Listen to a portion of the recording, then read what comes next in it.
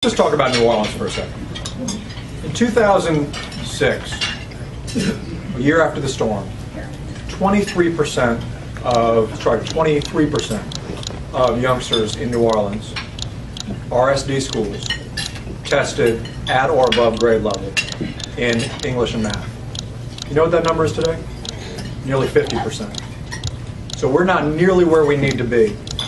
But in spite of some of the challenges that charter schools and traditional schools have had in Baton Rouge, New Orleans, wherever else, the reality is that system is better, and charter schools have a lot to do with it. Point of fact.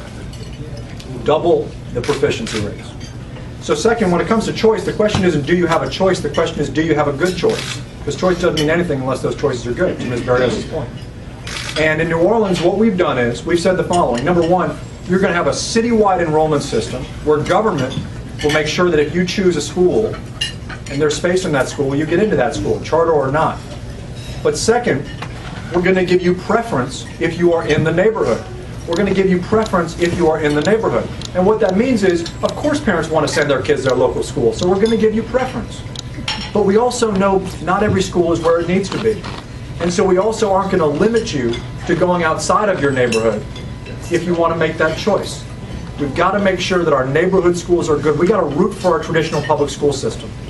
But in the event that that can't succeed, we've got to empower parents to go outside of their neighborhood to get what they need for their kids. We've got people across this state, rightly, who are moving into growing school districts. Ascension, Ouachita Parish, Bossier Parish. And you wonder why those parishes and those school systems are growing? School choice. People should have school choice who don't have the means to use real estate as the way they do it. Thanks very much. Superintendent, recently, I'd like to ask you a follow-up question. Realistically, moving to the suburbs has always been called white flight.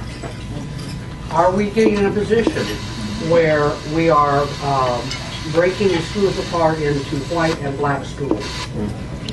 Social discrimination. The inner city will be all black, and the people that go to the suburbs for the choice will be all white schools. Or some influential African Americans might be able to move out there, but the inner city won't. Well, if you're asking me if that's already happening, I think what you're describing is already happening. And what I think the governor's proposal says something real simple. Doesn't matter whether you're white or you're black. It does matter whether you're rich or you're poor. We've got to focus on those who do not have the means to make the kind of choice I said before. But, you know, my parents had a choice. They sent me to a school that wasn't my zone school. And I'm imagining the same is true of a lot of folks in the room. Now, we've got to make sure our local schools are the best they could possibly be. I agree with Mr. Carter and what others said about that. We have to root for our teachers.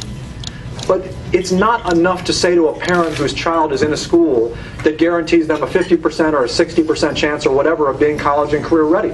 I'm not going to take a 60% chance on my child. So we've got to give that child the sense of urgency that my parents had, that I'm imagining your parents had, to make the right choice. And that's all this is about.